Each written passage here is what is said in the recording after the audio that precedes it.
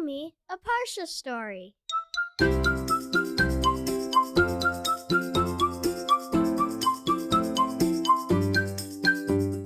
Welcome to Parsha House. As we continue to look for ways to support our family in Israel, I am hopeful that this Parsha story can be a part of that by helping us grow our Torah learning and how we treat one another. Mazal tov, mazel tov, mazel tov! Svie and Lisa were getting married.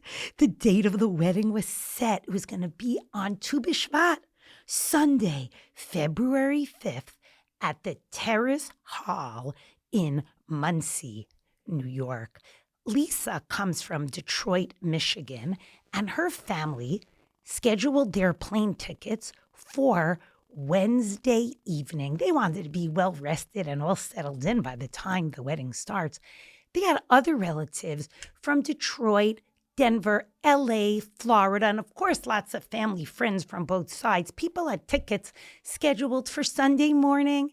And then there was a bus that was going to be coming from Baltimore, Maryland, and another bus from Boston, Massachusetts. So many guests were coming to share in the joy of the marriage of Lisa and Svie. 6 p.m. wedding on Sunday. Don't miss it. It's going to be so joyous and lively and filled with family and friends.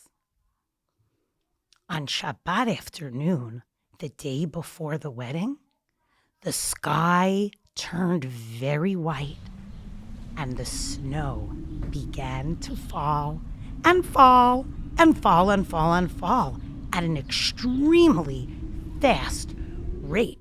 By the time it was time for Mariv and Havdalah, there were already 6.5 inches of snow on the roads. It turned out that an unexpected blizzard was hitting New York. The snow fell and fell throughout the night. Every hour on the hour, the snow plows went out to clear the roads, followed by the salt trucks. Highways were closed. Flights were canceled. Airports were closed. The only cars that were allowed on the road, as announced by the police, were the following. Subaru Outbacks are allowed. They have an all-wheel drive system that will make it okay in cases of emergency. If you have a Jeep Wrangler, those are known for their off-road capabilities.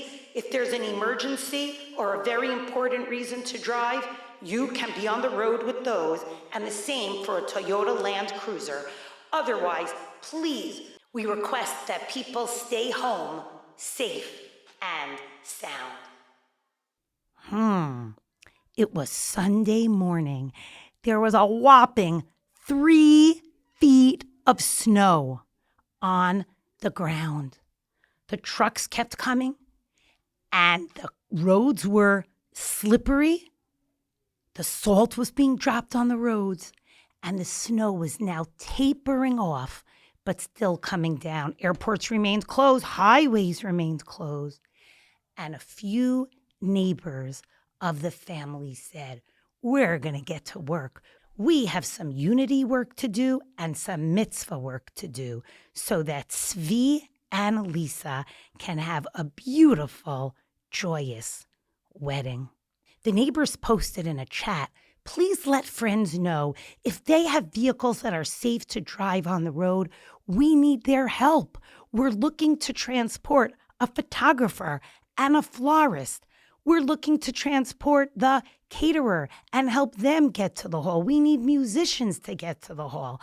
Please answer this text immediately." Other friends and neighbors said to Svie and Lisa, "You don't worry about a thing. We're taking care of everything. Just relax, and you're going to have the most beautiful wedding that you can imagine. Leave it to us. We are all working together." After they had the drivers' names, some neighbors started calling local florists. Other neighbors were calling local musicians, and others local photographers and caterers. Here's how most of those conversations went. Ding-a-ling-a-ling. Hi, we know it's a really unexpected day. We imagine that if you had a job far away today, you're not going to be able to get there. Absolutely correct. There's no way we can get there. They're looking for local options. That's exactly what we're doing. We're looking for a local option. If we come pick you up, can you come to the wedding? We have a wedding at Valley Terrace. It's scheduled for 6 p.m. Can you come? You'll have a job. It'll benefit everybody. Yes, I'd love to. That was the first call. That was to the florist. The next call was made to the musician. Ding-a-ling-a-ling, ding-a-ling-a-ling. Hi, we know what a crazy day it is. Yes, it is. This is a blizzard like one I could never remember before. We're assuming you have a job, but would you be willing to come and do a local job and we'll do a swap instead? Absolutely. Within 2 hours, the caterer, the florist, the musician, the photographer were all lined up, and the volunteers with the all-wheel drive vehicles that were great in all terrains went to pick them up. So the hall was getting all set up for the Chatan and Kala, for Svie and Lisa. Next on the checklist of things to do to make this wedding as joyous as possible in a blizzard was to get some guests to come, to show up, to dance, to sing, to eat, to share in the joy of Svie and Lisa. Word was sent out in all the chats in the local neighborhoods, letting people know. Well, I'd like to introduce you to Zadie Moe.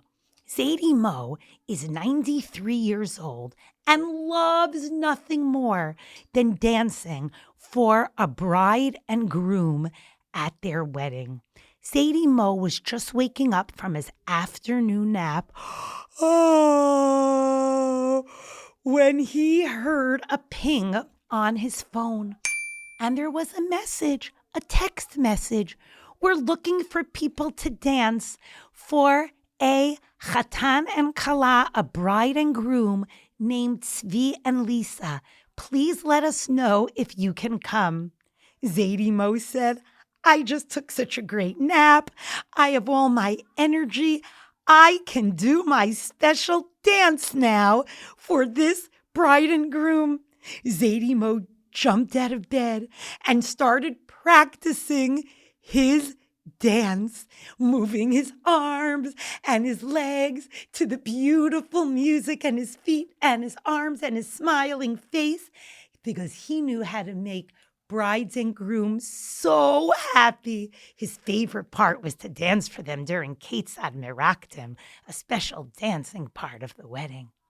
Meanwhile, in another house, Clara received the same text. Bing!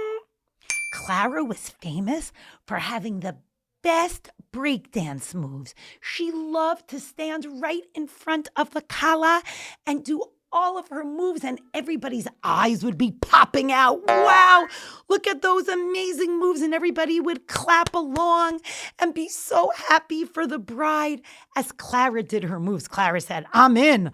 If somebody can get me to this wedding, I'll be there. And let's not forget about Daniel.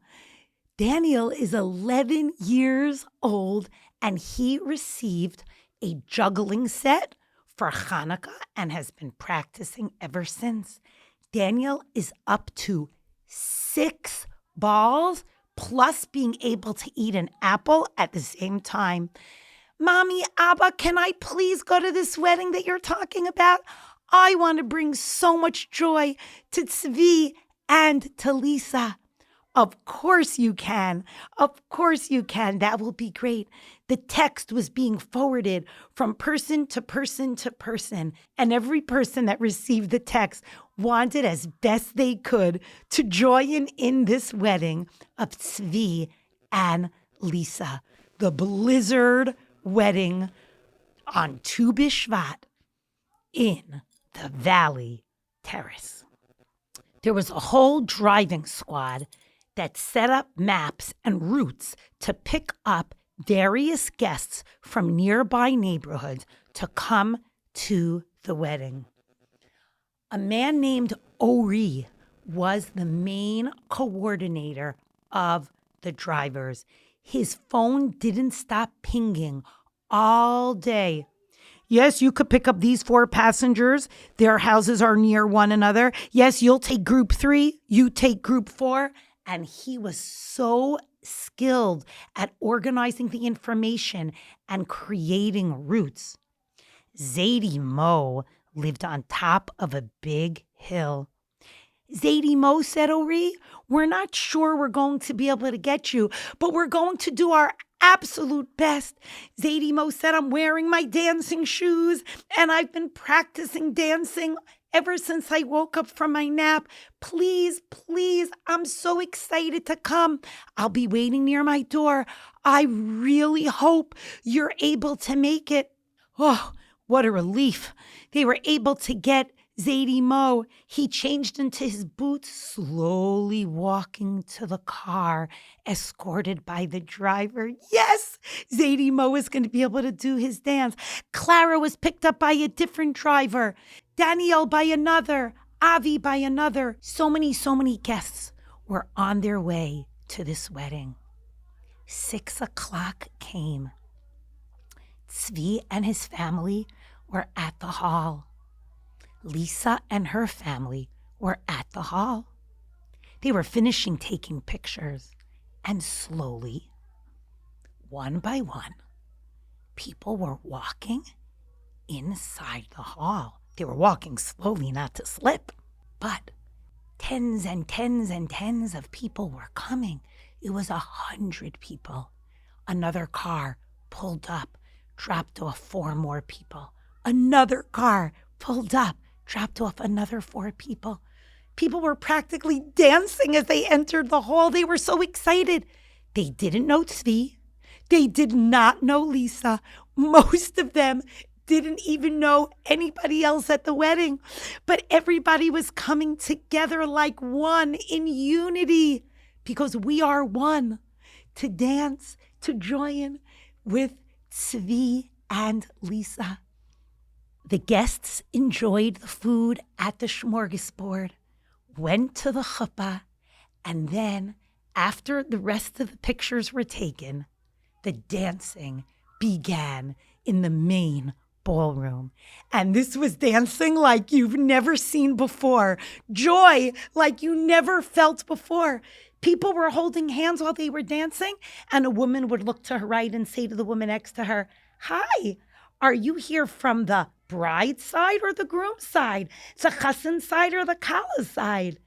And she smiled and said, "I'm here for both sides because I didn't know anybody before, but now I feel like I'm related to everybody in this room, including you." And then the woman looked at her left and said, "Where are you from?" She said, "I'm from 7 blocks away, and I'm so happy to be here." Everybody felt so united, so together. It was the happiest wedding, filled with singing and dancing and joy. Daniel did his juggling act. Clara did her break dancing. And everybody was so excited when Zadie Mo stood up and did his best dance that he had ever done before in his life. By the time the wedding was over at 11 p.m., the roads were actually clear. The snow had stopped. As everybody left the wedding, they felt like they were flying on cloud 9. Their joy, their unity, their feeling of togetherness was so incredible. Everybody at this wedding felt like one. And Svie and Lisa were so overjoyed. They said to one another, "What a beautiful way to start our marriage, with our closest family and with complete strangers. This is the kind of home and marriage that we want to build, one where we are so close and giving to our own family, and that we feel the closeness of complete strangers as well. In this week's Parsha, we learn that in the third month after Bnei Israel left Mitzrayim, which is the month of Sivan, the Bnei Israel came to Midbar Sinai. And it tells us that they traveled from Refidim. Vayis'u me Refidim, vayavo'u Midbar Sinai, vayachanu bamidbar, vayichan sham Yisrael neged hahar. Two questions. Why does it tell us that they traveled from Refidim and that they came to Midbar Sinai? And why is the beginning of the pasuk in plural, that they traveled and they came and they camped, and then it says that they encamped like one, neged hahar? The Kli Yakar explains that we weren't just traveling in a physical way. We weren't just walking from Refidim to Midbar Sinai. We were actually walking in a spiritual way. We were walking away from arguing and from machloket, and we were walking towards togetherness. In Refidim, we were weakened, and that is why we were attacked in Refidim by Amalek. Now we're walking to a new place with a new headset, with our hearts saying, we're going to get along. We're going to be like one. Rashi explains that V'yichan sham Yisrael neged hahar. In this place, even though we were almost 3 million people, we felt like one. Feeling like one doesn't mean that everybody has to agree. It just means that everybody has to love each other and know that we are one family and we take care of one another. And that is why Svie and Lisa had the most beautiful, beautiful wedding that you can imagine, because everybody that came to their wedding felt like one with them and made an effort to go out in a snowstorm to make sure that their wedding would be absolutely beautiful. And that's a lesson that we can all learn from this week's Parsha and bring into our lives. May our efforts to do so serve as a zechut for our beloved Chayalim and our brothers and sisters in Israel. Shabbat Shalom.